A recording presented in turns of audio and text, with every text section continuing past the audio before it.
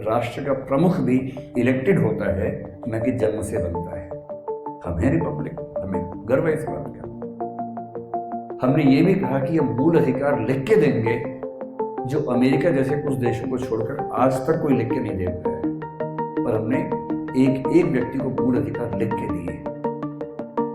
हमने ये भी कहा कि हमारा देश सभी धर्मों का सम्मान करेगा, सेकुलर होगा, धर्मनिरपेक्ष होगा, सर्वधर्म समभाव के सिद्धांत पर चलेगा। हमने डीपीएसपी में ये भी लिखा कि हमारा देश समाजवाद के रास्ते पर चलेगा और हम वेलफेयर स्टेट के रास्ते पर बढ़ेंगे, कल्याणकारी राज्य के रास्ते पर बढ़ेंगे। ब्रिटिश शासन के दौरान ब्यूरोक्रेसी का सेटअप हमारे देश में होने लगा था, एग्जाम भी होने लगा था।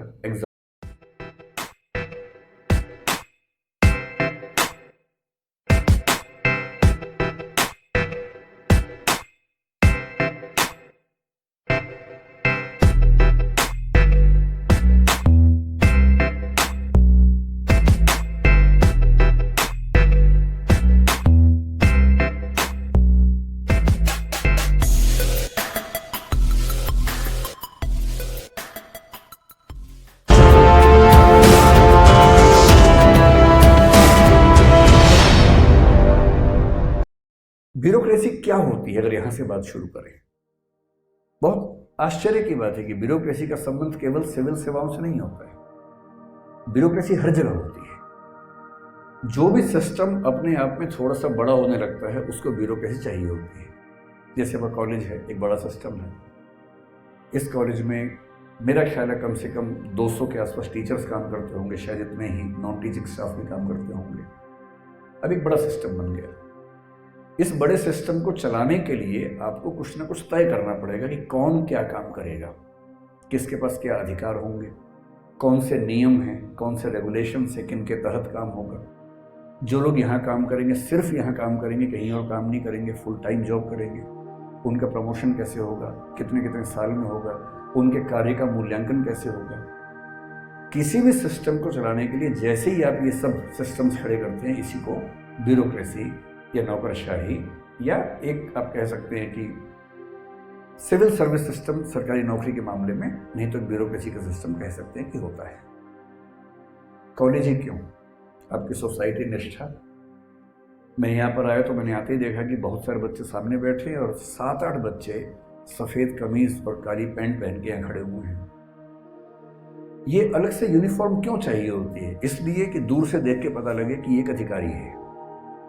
इस कार्यक्रम को अंजाम तक ले जाने के लिए जो लोग जिम्मेदार हैं, जिनके पास अधिकार भी हैं, शक्तियाँ भी हैं, उनकी एक स्पेसिफिक यूनिफॉर्म है, ताकि जब वो किसी बच्चे से कुछ कहें तो उस अधिकार का सम्मान करते हुए उस बात को मान लिया जाए।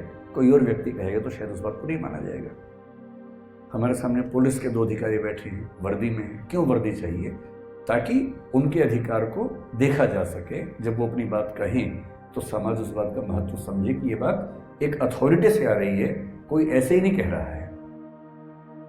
ब्यूरोक्रेसी हर चीज में चाहिए, खेल तक में चाहिए, खेल संघों में चाहिए, फिल्म में चाहिए, स्पोर्ट्स में चाहिए, हर चीज में चाहिए, और सरकार को भी चाहिए।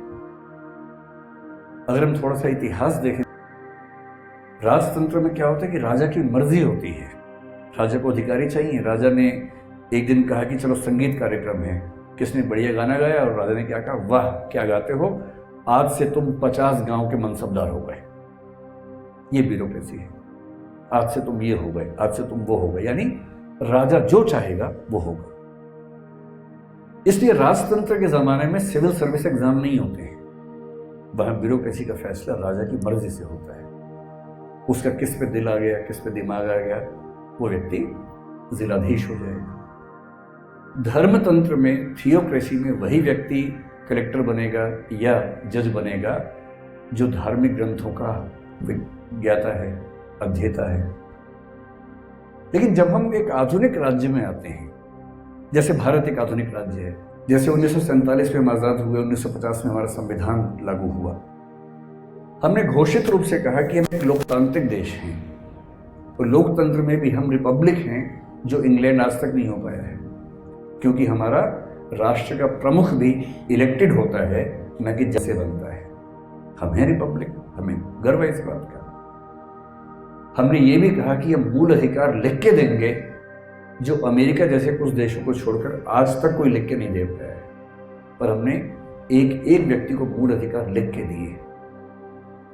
हमने ये भी कहा कि हमारा देश सभी धर्मों का सम्मान करेगा, सेकुलर होगा, धर्मनिरपेक्ष होगा, सर्वधर्म समभाव के सिद्धांत पर चलेगा।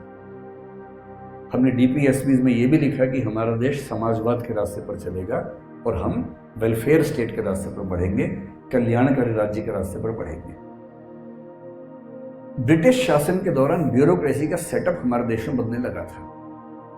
एग्जाम भी होने लगा था। एग्जाम के लिए 21 साल से कम उम्र में इंग्लैंड जाकर परीक्षा देकर पास होना होता था, जो भारत के आम आदमी के लिए असंभव था। लेकिन तब भी कुछ लोग गए, आईएएस बने, लौट के आए, आईसीएस उस समय बोलते थे। पर ब्रिटिश नौकरशाही का पर्पस क्या था? उनका पर्पस ये था कि हमें ऐसे लोग चाहिए जो भारत के संसाधनों को लूटने खसोटने में हमारी मदद करें। यहाँ के संसाधन लूटें, इंग्लैंड लेके जाएं और उसके लिए जो सबसे योग्य लोग हैं वो यहाँ के कलेक्टर बनेंगे, आईसीएस बनेंगे। वो लाट साहब थे, वो सिविल सेवक नहीं थे, वो समाज सेवक नहीं थे। और लाट साहब होने का मतलब है कि मैं समाज से ऊपर हूं, मैं एक अफसर हूं, तुम क्या मेरे सामने, तुम तो बहुत छोटे हो। उनका उद्देश्य एक्सप्लॉइट करना था, समाज को परेशान करना था, समाज से संसाधन छीनना था। और इसलिए जब आप देखेंगे कि प्राचीन राजतंत्रों में या ब्रिटिश शासन के दौरान जब ब्यूरोक्रेसी के दृष्टांत मिलते हैं, उदाहरण मिलते हैं, तो उससे हमें घबराहट होती है। मैं हिंदी साहित्य का विद्यार्थी हूँ, आपके प्रिंसिपल मैडम भी हिंदी साहित्य की अध्यापक हैं। हिंदी साहित्य जब हम पढ़ते हैं तो उसमें हमें कवियों की कविताओं में ऐसे दृष्टांत मिलते हैं जिससे पता लगता है कि ब्यूरोक्रेसी कैसे काम करती थी उस दौर में। सूरदास जैसा कवि जिसकी ख्याति केवल और केवल वात्सल्य के कवि के रूप में है। दुनिया कहती है कि सूरदास का मतलब है वात्सल्य का कवि, प्रेम का कवि, भक्ति का कवि। पर वो कवि अपने समय की ब्यूरोक्रेसी पर कितने कमेंट्स कर रहा था, इस पर नजर बहुत कम लोगों की जाती है। सूरदास एक गरीब आदमी थे, माना जाता है कि वो अंधे भी थे, ब्लाइंड भी थे, देख नहीं सकते थे, दृष्टिहीन थे। दिल्ली से थोड़ा बढ़ेंगे अगर आप, फरीदाबाद के आगे बल्लभगढ़ के पास एक जगह है सीही नाम की, वहां रहते थे।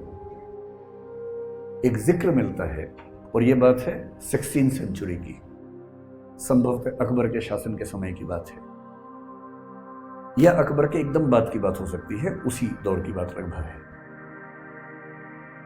टैक्स होता था दस्तक, दस्तक एक टैक्स का नाम भी था और टैक्स की वसूली के सिस्टम का नाम भी दस्तक था। सूरदास से टैक्स मांगा गया। उस गरीब आदमी के पास शायद उस साल फसल वसल नहीं हुई होगी, जो भी स्थिति होगी, वो टैक्स देने की हालत में नहीं थे। उसके बाद सरकार के कुछ लोग आए जिसको आजकल हम बोलते हैं गस्टेड ऑफिसर, राजपत्रित अधिकारी। वो कौन होता है? जिसके पास एक स्टैंप होती है। पहले वो स्टैंप कहाँ होती थी? उंगली में होती थी, मुद्रा के रूप में होती थी। तो राजमुद्रित जो अधिकारी था, यानी कि जिसके हाथ में राजमुद्रा है, स्टेट की सील जिसकी अंगूठी में है, वो। और सूरदास एक कविता में चुपचाप लिख के सारा इतिहास बता के चले गए। वो कह रहे हैं कि मोहरिल, मोहरिल का मतलब मोहर वाला आदमी, जिसके हाथ में मोहर है, मोहरिल 5 साथ करी दीने तिनकी बड़ी विपरीती। 5 मोहरिल आए हैं, बहुत विपरीत व्यवहार कर रहे हैं। जिम्मे उनके मांगे मोतें, उनके जिम्मे है, उनकी जिम्मेदारी है कि मुझसे मांगे। यह तो बड़ी अनीति। 5 25 साथ अगवानी, 25 लोग और साथ में आए हैं। सब मेरी काज बिगाड़े, सब ने मेरा काम बिगाड़ दिया, मेरे घर का सामान बाहर फेंक दिया। सूरदास की यह बीनती दस्तक कीजिए माफ। सूरदास विनती कर रहे हैं राजा से कि दस्तक माफ कर दीजिए। ऐसी ब्यूरोक्रेसी होती है उस शासन में जहां पर शासन का उद्देश्य जनता का कल्याण नहीं होता, बल्कि जनता से लूटना होता है, खसोटना होता है। और तब हमें लगता है कि राज्य को कल्याणकारी होना चाहिए, वंचित वर्गों के पक्ष में होना चाहिए, और वैसा ही ब्यूरोक्रेसी को भी होना चाहिए। इसलिए जब हम आजाद हुए तो हमने संविधान लिखते हुए तय किया कि हम एक वेलफेयर स्टेट बनेंगे। वेलफेयर स्टेट का कंसेप्ट कहते हैं कि जेएस मिल के विचारों से आना शुरू हुआ। जब 1848 में यूरोप में कुछ क्रांतियां हुई तो जेएस मिल का हृदय परिवर्तन बहुत तेजी से हुआ उस समय, और जेएस मिल तुरंत नकारात्मक उदारवाद से फिसलकर सकारात्मक उदारवाद की ओर बढ़े, या जो ट्रेडिशनल लिबरलिज्म था वहाँ से हटकर वो मॉडर्न लिबरलिज्म की ओर आए और एक किताब लिखी principles of political economy.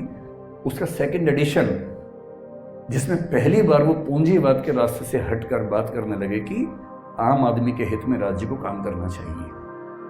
Welfare state का बेसिक मतलब है कि राज्य का काम केवल पुलिस चलाना नहीं है, केवल कानून नहीं है, केवल टैक्स वसूलना नहीं है, केवल जुडिशरी नहीं है, बल्कि जनता को सुविधाएं देना और जनता के पिछड़े वंचित वर्गों को मुख्य धारा में लाने के लिए प्रयास करना भी राज्य का काम है।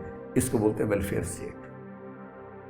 और मुझे आश्चर्य होता है कि हमने आधुनिकता की सारी धारणाएं पश्चिम से ले तो ली, अपने इतिहास को ठीक से खंगाला नहीं। 16वीं सेंचुरी में एक कवि हुए तुलसीदास, और मैं दावे से ये बात कहता हूं कि दुनिया में पहले